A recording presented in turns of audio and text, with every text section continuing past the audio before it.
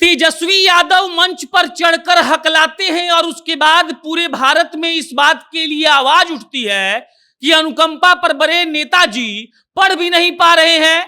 देखकर पढ़ने में अगर जो आदमी हकला जाए तो उसका क्या ही कहा जाए। लेकिन मामला यहीं नहीं रुकता है। रोहिणी आचार्य जी ने बहुत कुछ लिखा है और हमने सोचा कि आपको बता दे। पहले आपको हम रोहिणी आचार्य जी का वन लाइनर सुनाते हैं। रोहिणी जी लिखते हैं कि जो सीएम ना बोल सके वो नेता प्रतिपक्ष ने बोल दिया। जननायक कर्पूरी ठाकुर के लिए भारत रत्न देने का मांग कर दिया। दूसरा वन लाइनर, गोदी मीडिया का यही खेल है, गधे को बनाया शेर है। तीसरा वन लाइनर, खुद अपनी नाकामी का दे रहे हैं सबूत, विशेष राज्य के दर्जे को जो गए हैं भूल। अगला वन लाइनर, नेता प्रतिपक्ष में जिन्हें दिख रहा है खोट, बिहार के हितों को वही पहुंचा रहे हैं चोट।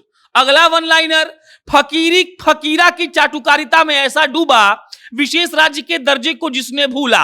अब अगला वाला लास्ट वाला सुन लीजिए, जुमलेबाज की यही रणनीति थी, महंगाई पर साधी चुप्पी थी। मतलब यह कि अपने भाई को बचाने के लिए रोहिणी आचार्य जी मैदान में उतर गई हैं और उसके बाद एकदम वन लाइनर पर वन लाइनर दिए जा रही हैं। ट्विटर पर और फेसबुक पर लगातार वो ये लिख रही हैं कि सवाल अटकने का नहीं था, सवाल पूछने का था, और जो मुख्यमंत्री जी नहीं पूछ पाए वो नेता प्रतिपक्ष तेजस्वी यादव ने पूछ लिया। तेजस्वी यादव अपने 4 मिनट के भाषण में 6 बार अटक गए थे और उसके बाद यह कहा जाने लगा कि नेता प्रतिपक्ष होने की हैसियत से क्या उनको देखकर पढ़ना चाहिए था। अगर वो देखकर पढ़ भी रहे थे तो क्या उनको शब्दों के उच्चारण में दिक्कत होनी चाहिए थी। शब्दों के उच्चारण में दिक्कत जो हो गई उसका वीडियो इतना वायरल हुआ कि लोग ये लिखकर मजा लेने लगे कि ये भाई साहब बिहार के मुख्यमंत्री बनना चाहते हैं। बहरहाल रोहिणी आचार्य सिर्फ वन लाइनर नहीं लिखती हैं, वो एक बड़ा सा पोस्ट भी लिखती हैं। वो पढ़कर आपको सुना दे रहे हैं और आपकी स्क्रीन पर अभी आपको वो दिख रहा होगा। रोहिणी जी लिखती हैं कि सवाल तो ये नहीं था किसने रुककर बोला, किसने अटककर बोला, कौन जुमला जीवी था या कौन टेलीप्रॉम्प्टर जीवी था। सवाल तो बिहार के विकास का था, सवाल तो बिहार के बेरोजगार नौजवान का था, सवाल तो कानून व्यवस्था की बिगड़ी हालात का था, सवाल तो फिसड्डी बिहार बनाने वालों से था, सवाल तो मुजफ्फरपुर बालिका गृह कांड करने वाले अस्मत के लुटेरों से था, सवाल तो जनता के हितों के नजरअंदाज करके पत्रकारिता धर्म को नीलाम करने वाले मीडिया के बंधुओं से था। मगर अफसोस पूरा सिस्टम ही उस नौजवान की बदनामी में लग गया और तिल को ताड़ बनाने में जुट गया। मतलब यह कि रोहिणी आचार्य जी का यह कहना है कि तेजस्वी यादव जी जो गड़बड़ाए थे इसमें उनका दोष नहीं था और इस पर कोई भी सवाल नहीं पूछा जाना चाहिए। तेजस्वी यादव ने कर्पूरी ठाकुर के लिए भारत रत्न का मांग किया।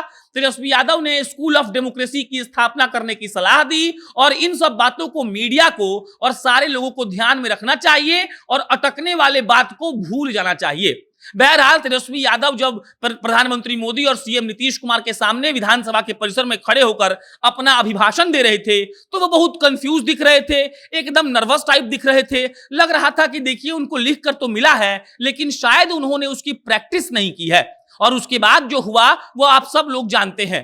ट्विटर पर, इंस्टाग्राम पर, फेसबुक पर कई लोगों ने यह लिखा कि तेजस्वी यादव अनुकंपाधारी नेता है। जदयू और भाजपा ने भी सीधा सीधा आरोप लगा दिया कि वो एक जिम्मेदार व्यक्ति नहीं है, उन्होंने अपने भाषण की तैयारी नहीं की थी और बिना तैयारी किए वो आ गए। और इन्हीं सब को लेकर पूरा बवाल मचा हुआ था और अब रोहिणी आचार्य खुलकर अपने भाई के समर्थन में आ गई हैं और वो कह रही हैं कि सवाल ये नहीं था कि कौन अटका, सवाल यह था कि प्रधानमंत्री के सामने कैसे बिहार के बातों को रखा जाए। और रोहिणी आचार्य जी के मुताबिक तेजस्वी यादव ने जो बातों को रखा वो वाकई में बिहार के हित के लिए था।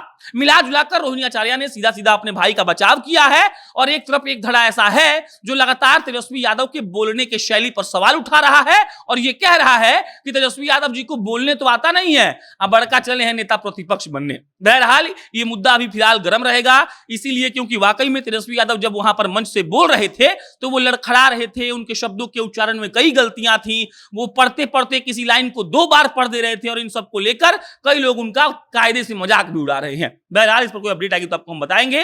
मेरा नाम प्रशांत राय है। आप क्या सोचते हैं तेजस्वी यादव के उस दिन के भाषण के बारे में कमेंट बॉक्स में मेंशन करिए और जनता जंक्शन देखते रहिए। बहुत बहुत धन्यवाद।